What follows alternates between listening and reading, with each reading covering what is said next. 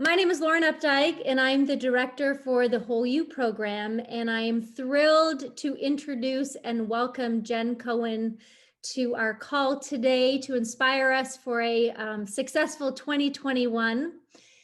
Jen has been the UW Athletic Director since 2016 and has been with the University of Washington for over 20 years. She is the only female Pac-12 athletic director and one of very few female athletic directors in the entire country. And I could spend a lot of time listing all of the athletic achievements that Jen has led over these years, but I actually wanted to take the time and recognize Jen for her courageous, profound, inspirational leadership for her staff and her student athletes in not only a global pandemic, but also a time of civil unrest and racial injustice. So Jen Cohen, I want to thank you for giving your time to our UW community and being the leader that you are at UW. Oh, that's so sweet, Lauren. Thank you so much. And great to be here with all of you. I was so excited to do this for a couple of reasons. The first is that I am so grateful for the Whole U and for the University of Washington and the commitment that the university makes to us being able to be valued in a holistic way. This is really important to me because that's kind of my life passion is the development of people. And for those of you that aren't really engaged with Husky athletics that much, I know you probably look at what we do and think that we're all about sports. And we certainly do sports, but it is most definitely not our why. We have several members of our staff that are on here and they're so committed to people development. You know, our passion is to help our students become the best versions of themselves. We get to use sport to do that. But the funny thing kind of happens in our environment is that serving students that way and creating a culture for them to perform at the highest level starts to kind of create a learning and development opportunity for you too when you're in it. And I often talk about Husky Athletics as a learning lab for excellence, you know, where we're all learning from each other. And our student athletes and our coaches and teams, I've been able to do this for a long time, so lucky.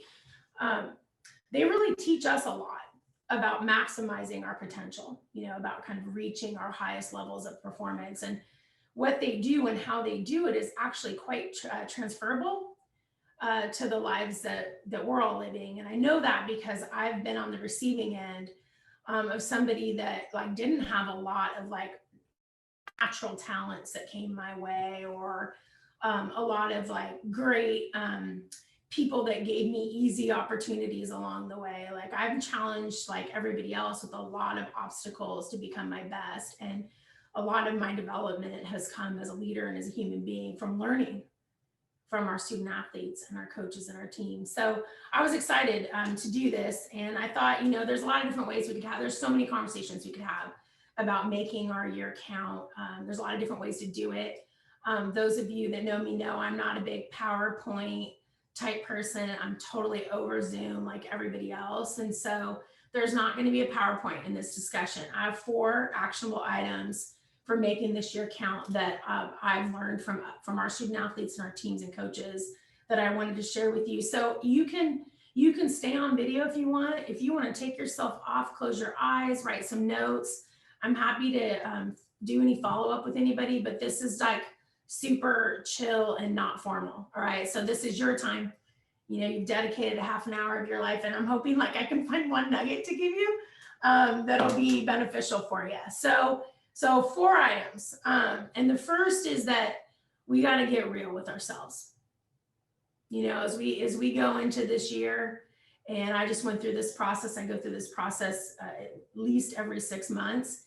We got to start having honest conversations with ourselves about who we are and where we're going. You know, when we're in crisis, and Lauren hit on all the crises that are impacting all of our lives and our students' lives in different ways, it's very easy to live on the surface. And it's very easy to numb ourselves with, you know, there's some damn good Netflix series, or whether that's, you know, food or alcohol or whatever.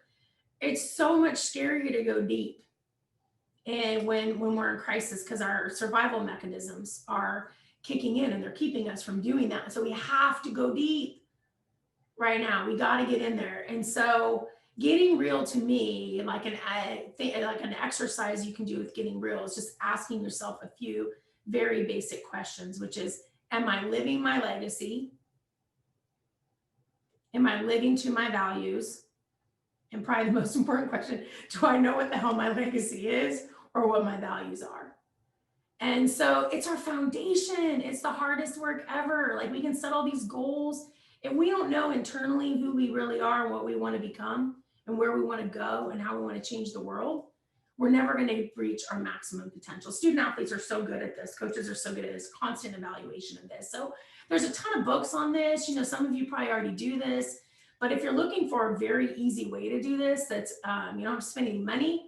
You don't have to hire somebody to help you with this. You can go through, I'm going to give you some questions you can ask yourself if you don't want to try to research this on your own, that can help you document some of this process. So the first question is, the first thing I want you to think about is like just daydreaming, right? So when you're daydreaming, you can think about writing out your short-term months, 3 years, 10 years, just a handful of goals, professional, personal, whatever it is that's most important to you.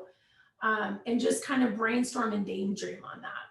The third is ask yourself and answer the question, I feel most alive when, ...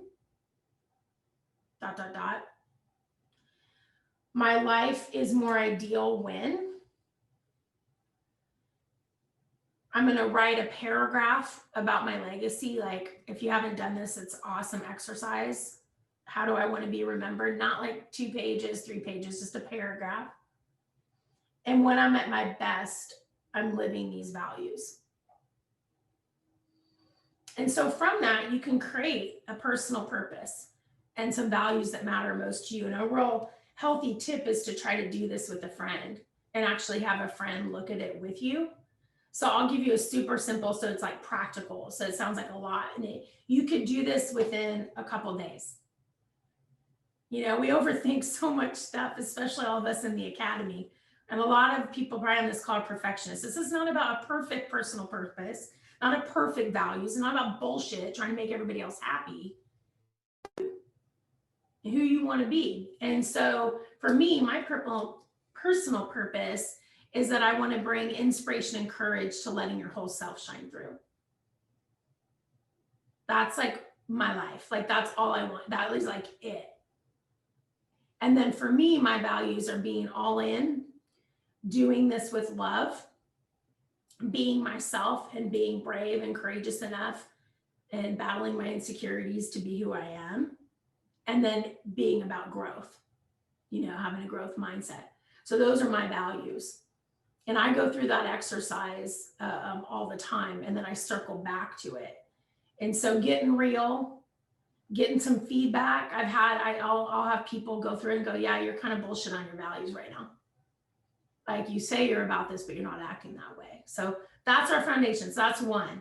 Gosh, I'm checking the time here. I got to stay on time. Get real with yourself. The second thing is to start thinking about, I think this is so important right now, prioritizing. And yeah, I see it in the chat. I will find a way to get you guys materials on this. Prioritizing energy management instead of time management. You know how y'all go to a session or a professional development thing, and everybody always asks the life balance question, right? Everybody, work-life balance. And it's just like the hot thing every time. And nobody quite understands fully how to answer that, I don't think. And the way I think about it is that now, when we're in this ongoing nonstop crisis, and Lauren mentioned this, I mean, people that are essential workers that have to leave their children and family at home, people that are working at home but still trying to be with their family and teaching them. I mean, you could go down the list of all the things that are happening that make it very draining for us and are really hard to tackle from a time management standpoint. So I think we set ourselves up for unrealistic expectations by thinking we're going to naturally manage our time in like perfect buckets. Stuff happens, and our time is going to have to be dedicated to a lot of different places. So energy management is something has really helped me deal with a very high pressure high intense paced job. And so there's this awesome book. I don't know how many of you have ever read it. It's called The Powerful Engagement. And it's all about energy management. Just to give you an idea what I'm talking about, so it maybe makes a little bit more practical sense, is that there's really 4 aspects of our energy: our physical energy, our emotional energy, our mental energy, and our spiritual energy. And I know we're in Seattle, so spiritual energy does not have to be religious energy. It's just, it's really more about your connecting to a higher purpose, right? And something bigger than yourselves. And so, yeah, I think we need to evaluate where we're spending our energy. And so, if, like, for me, example is when we started, I really was feeling super off track over the last like 8 months, like everybody else. And I was starting to kind of become a victim to my circumstances versus kind of like getting off the sidelines and jumping into my life and my job and my work and my relationships and being a player versus being kind of like an observer and kind of directing and blaming everybody else for what was happening. And part of that was getting real and then getting into this energy management. So for example, for me, physical energy, where I struggle, I'm great with workouts and all that kind of stuff. I struggle with sleep, and I struggle with evening only nutrition. So my performance barriers with energy and physical are there. With emotional, I can be, with the pressure and the visibility and all the things that can be known when we're not succeeding here. I happen to be a pleaser, and so I can get pretty insecure pretty quickly, and I can start to go on the negative. I was starting to feel drained by all these Zooms and not, I was starting to feel like I was losing concentration and focus because of the amount of pace I was working at all the time was basically draining all my energy. And then spiritually, while I've always felt connected to our mission still, I've really missed our people and talking and having real conversations that are beyond just the job. And so assessing those buckets for yourself, your energy buckets, is a really important next step, because our ability. So here's what I've learned about this, and this all goes, everything I'm talking about I've learned from student athletes and coaches, is that we think sometimes that we're going to avoid stress or crazy stuff happening to us. We think somehow that, like, we're going to live in a way that is going to avoid all those things. The reality is, to be our best, we have to be stressed. Our bodies have to be stretched. Our emotions have to be stretched. Our purpose has to be stretched. Our mental capacities have to be stretched. We're supposed to be stressed, but what we're to grow, but what we have to do that athletes do so well is build in recovery. Find your way within your energy management to build in the right recovery. So that's kind of the third kind of actionable item that you could think about, is actually setting some outcome goals for yourself after you evaluate where your energy is really off. I just described where all my gaps were. So now you got to figure out a way to create some desired outcomes. How do I change it? So that's like the goal setting piece, right? And the goal setting piece is really more about creating an actionable plan to do that, which is like a routine, rituals, habits. I mean, we've seen it time and time again with athletes, the person that spends all that time at the free throw line. I mean, Kelsey Plum, when she ended up being the leading scorer, and she's still the leading scorer ever in NCAA women's basketball. If you saw the amount of time that she spent in the gym doing the, like, boring, non-sexy, day-to-day little things to get the outcome that she got to. I mean, it's no different than us wishing we could take a pill and get skinny, or we're going to go on a big vacation and then we think it's going to carry us for 6 months and we come back and it was awesome, but like a week later we're like, shit, I feel bad again. It's the little things, it's the routines and the rituals. So that's 3. You've got to like start to build some rituals and routines. So I'll give you some examples of that. So I just described it. So I have this issue with sleep, and I have this issue with like nighttime and nutrition. It's just a damnedest thing. And it goes back, and we don't need to get all into my psychology of my life, but I have to create new routines to help me become healthier physically in those areas. So my nighttime routine, I don't have a television in my room anymore. I don't have my phone in my room anymore. I try to go to bed by 10, but by 9 I have to start, and I get like some nights I can't do this, because of what's going on with work, but on every night that I can, I will, which is I take a hot shower by 9, I stretch a little bit, I keep water in my room or a cup of tea, I read, I'll do some like prayer or declaration or something that like gets my head right. I'll do some breath work, and I won't let myself eat after 9 anymore. And I know it should probably be 7, but that ritual has like over time has really helped change my sleep patterns. And I will also say it's been, some rituals are really hard for me. Like, I don't know about you guys, but like sometimes like being good to ourselves is harder than being good to everybody else. Why do we do that? Why do we self-sabotage? So one tip that I have is that I wrote out a contract to myself because I was feeling like, geez, like I would like never breach my contract with the University of Washington. I would never not honor everything I said I was going to do for this place. I've given my life to this place. But here I am giving up what's most important to me and really truly who I want to be because I can't hold myself accountable to that. Like, what's up with that? So I actually wrote myself a contract and said, these are the things you're going to do. These are the routines, the rituals, whatever you want to call them for you, that you're going to commit to. And I've created a contract with myself just to try to make myself more important. It's probably crazy, but so far it works for me. So that's a ritual. So for my insecurity, my emotional issues, getting off track, I can get really paranoid when I'm feeling like defensive and insecure. And so I have a morning ritual, which is journaling, sometimes journaling with a certain book, but really primarily just journaling and quiet time in the morning before I get into other rituals like exercise and things like that, that like stabilizes me.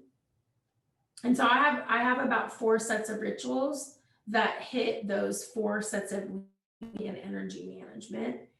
And like high performers, coaches, student athletes that I've seen, they all have those rituals. Now they adapt them over time, but they really stay consistent to those types of things to really get the results that they're looking for. So that's an actionable item. Doesn't cost us anything, we can control, not we're going to watch 7 hours of CNN and be upset over what's going on in our world, or we're going to spend a half an hour getting educated on what's going on in our country and find other ways within what we want to be to create change. So that's the third piece, is this ritual thing. And then the fourth, which is really hard for a lot of people, especially people that want to be their best, and it seems like it's a contradiction in a lot of ways to high performance, but is practicing the art of essentialism. So this really hit me and I was talking to a friend about this yesterday. I have 2 sons, one that I just drove to the airport yesterday to go back to college. He goes to school in South Carolina, and a high school student, sophomore. And when I had Tice, he was a very challenging and just persnickety baby. And I started reading all the baby books. And then I started calling every friend that had a baby. And then I started talking to all the family members that had a baby. And I realized, oh my gosh, this is too much information. And I wasn't looking inward at all, or like vetting out what was most important to me. I was just like relying on all this information, and I found myself even more overwhelmed. To me, that is the life that we're living. There's so much information. This thing is so fast. It is so noisy. People want every piece of you could possibly imagine. There's a differing opinion on everything. So once you really get real with yourself, and you look at your energy, you look at where you want to go, you look at who you want to be, you're proud of that, you build rituals, you've got to be able to practice essentialism around that. You've got to, it's like all those things we hear about, like letting go and saying strategic yes and no's, strategic yeses and strategic no's, and turning off the noise. And, I have seen, so I'll give you an example of this. For me, I have only one goal this year, and that is to reach my optimal health. And then I build my rituals off of that one goal. In our minute, we do every 6 to 12 months, we only pick one thing and one thing only that's the rallying cry for our department.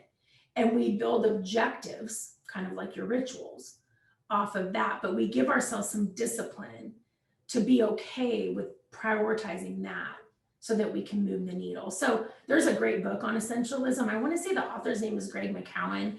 And it's funny because like the Seahawks, they use that book.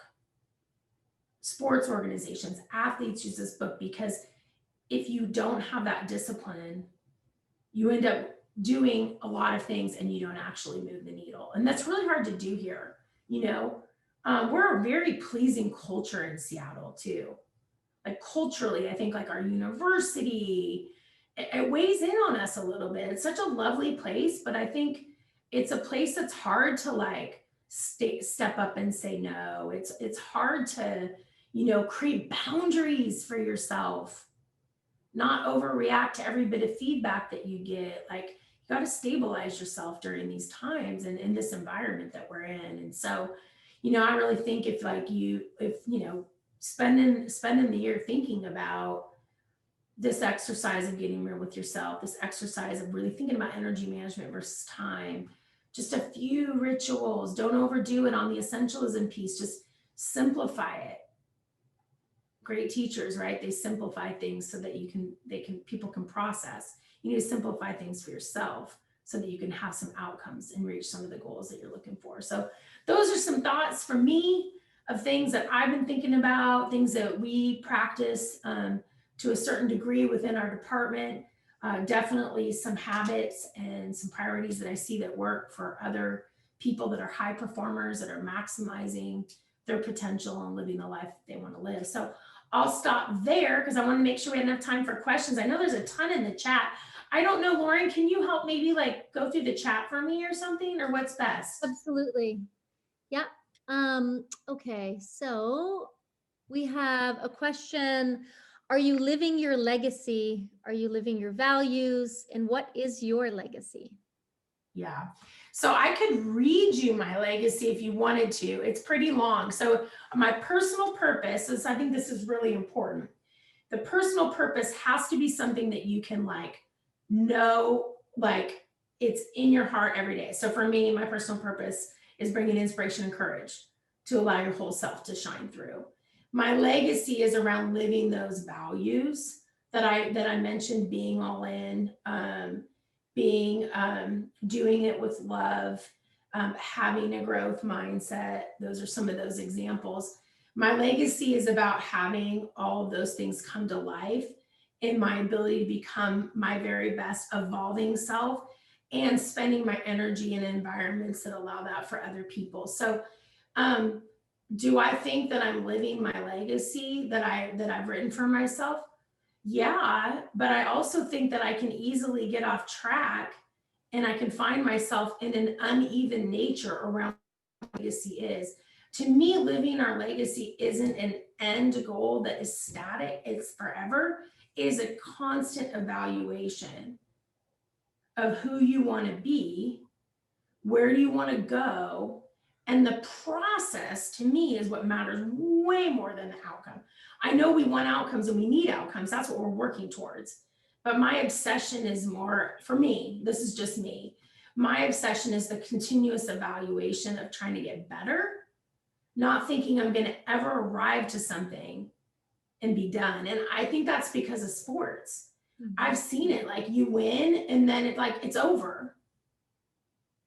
It's over. It is over. Right. And then you start again, right? So if the winning is the only thing that matters, it's why I don't think our athletic department exists for winning. I don't think our athletic department exists to entertain people. I think our athletic department exists to develop students. Now, those things happen, winning happens, and excellence is important. And people being entertained and all that, that's fun. It builds community. I love that. But to me, that is not why we exist. So it's the same process of trying to figure that out for yourself. That's great. This is a great question. How do you hold yourself accountable without shaming yourself? Oh gosh, what a balance, right? Oh yeah, so hard. So I think that goes back to applying the values that it goes back to that whole idea of how you treat other people. Sometimes you're more kind to others than you are to yourself. And so the thing that helps me the most is telling my self-talk, telling myself that I'm going to observe and be curious over my behavior, just like I would try to do that for somebody else. I'm going to observe and be curious versus judgmental. So it's that mindset, it's the self-talk. It's a lot of this is that I'm telling, I mean, I know most of the people that are on this call care about this stuff already, and you're already practicing a lot of these things, or you probably wouldn't be on this call, you know, but like writing for me is like so helpful. Journaling is like really helpful because I can see my most honest self, and then I can nurture myself that way.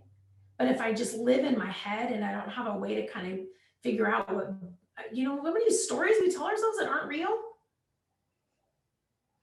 So many stories.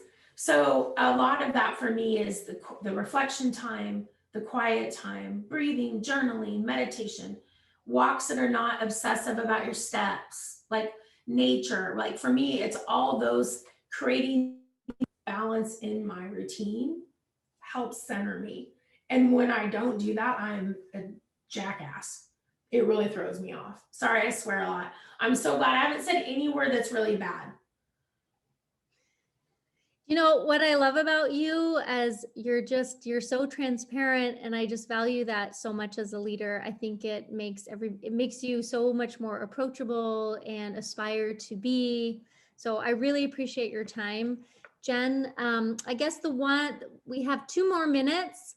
And then I just wanted to recap and kind of give people an update on the 90-day challenge. We do have over 1,500 people registered. So I just want to make sure if you're on the call and you haven't picked your focus group, I want to be able to talk about that.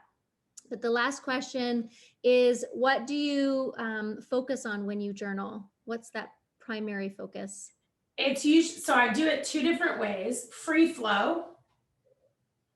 So again, what we can't do is create more things that cause us more anxiety. I journal to not be, I'm trying to take the stress I have, which I know I need to have to grow, and offset it with the journaling, not like worrying about how I'm journaling. So I do 2 different things when I journal. I free flow. So there's this great author, Julia Cameron. She changed my life in the 20s, wrote this great book called Artist's Way. She calls it Morning Pages. Just write. You don't have to worry about what you're writing. So I kind of flow between that and actually picking, if I'm reading something at the time that's interesting to me, I might read a little bit and then reflect on it. And so like, I'm trying to think of a specific example. I can talk to somebody offline about this, but it's a combination of some organizational stuff, like how I'm doing on my rituals or how I'm evaluating how I'm feeling versus just the free flow. Yeah. And Lauren, I don't know if this drops off, but I have like 5 minutes. I could, maybe if there's anybody that has questions, I could try to answer them quickly on chat or something. I feel bad because I don't know how I'm going to be able to do that. No, it's totally fine. I think most of the chat is complete kudos to you, how amazing you are, how much people appreciate. Oh no, we're good. I don't. That's okay. But I'm just Jay Cohen. If anybody like has like any questions or wants to talk about this, I love that. I mean, I love the University of Washington. I'm just like so grateful that we have a community where we can try to push each other to get better. And like I'm into like any and all times that I can learn from other people too. So if anybody's interested in reaching out and having more conversations about this, it's just jcohen@uw.edu.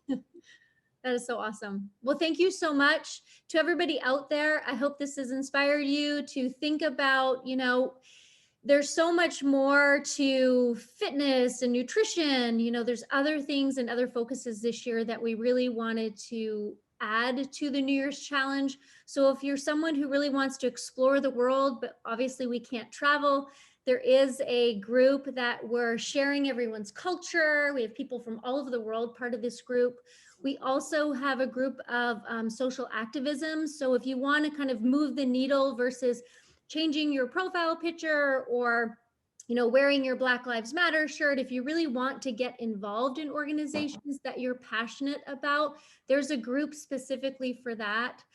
We also have a reading group. So if you're someone like me that for some reason I have 20 books going and I can't, that's my thing, is I cannot finish a book. It's this ongoing joke with my husband. So I have joined the Let's Read group. And so we're working with UW libraries to really help us form those habits and finding those windows of opportunity to really change our life. So there's so much more, again, other than the moving and the eating well.